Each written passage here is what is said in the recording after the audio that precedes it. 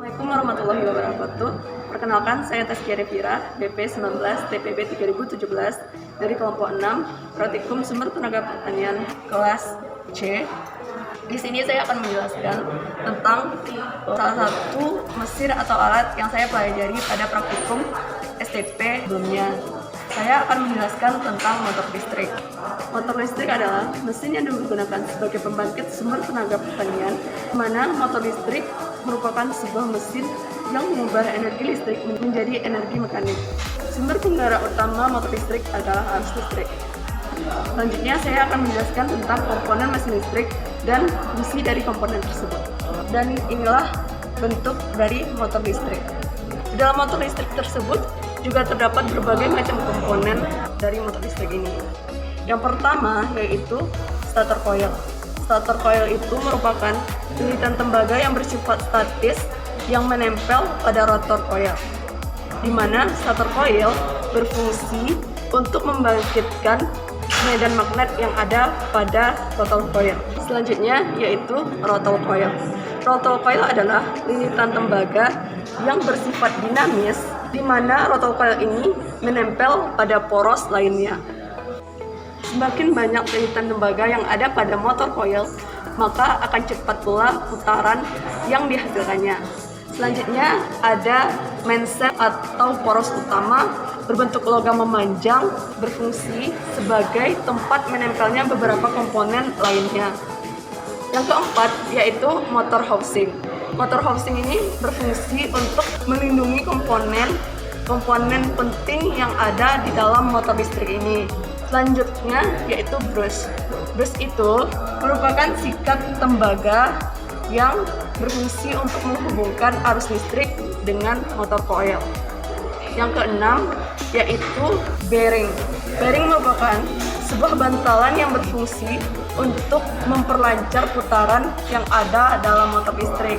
Yang terakhir yaitu drive relay. Drive relay ini berfungsi untuk meneruskan putaran yang dihasilkan motor listrik dari komponen yang lain, sehingga motor listrik dapat menggerakkan komponen-komponen yang lainnya. Prinsip kerja motor listrik. Pertama, arus listrik pada medan magnet akan memberikan gaya. Yang kedua, jika kawat yang membawa arus dibengkokkan menjadi sebuah lingkaran atau loop, maka kedua sisi loop yaitu pada sudut kanan medan magnet akan mendapatkan gaya pada arah yang berlawanan.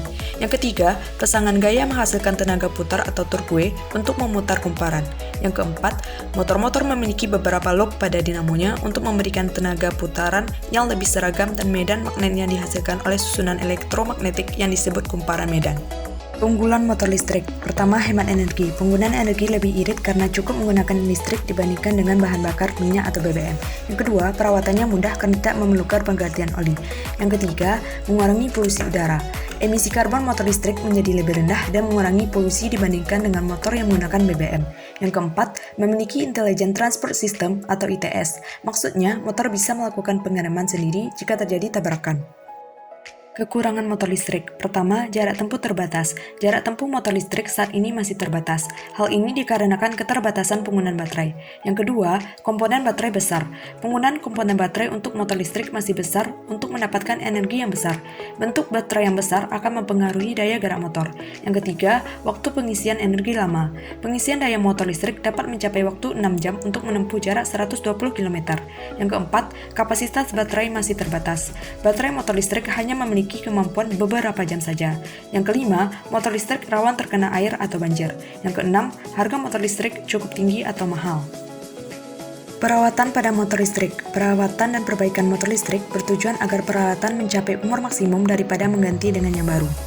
Bentuk-bentuk perawatan dan perbaikan motor listrik. Pertama, current check. Melakukan pengecekan atas arus listrik yang bekerja pada motor. Yang kedua, isolation resistance check. Melakukan pengecekan berapa tahanan isolasi yang ada pada motor sekarang dengan menggunakan isolation tester atau measure. Yang ketiga, temperatur check. Melakukan pengecekan suhu pada motor dengan visual check atau bisa juga menggunakan temperatur gun. Yang keempat, reparation. Melakukan pengecekan lilitan pada motor yang menghasilkan induksi elektromagnetik dalam kondisi baik atau tidak. Baiklah, sekian penjelasan saya tentang motor listrik. Semoga bermanfaat bagi teman-teman semua. Assalamualaikum warahmatullahi wabarakatuh.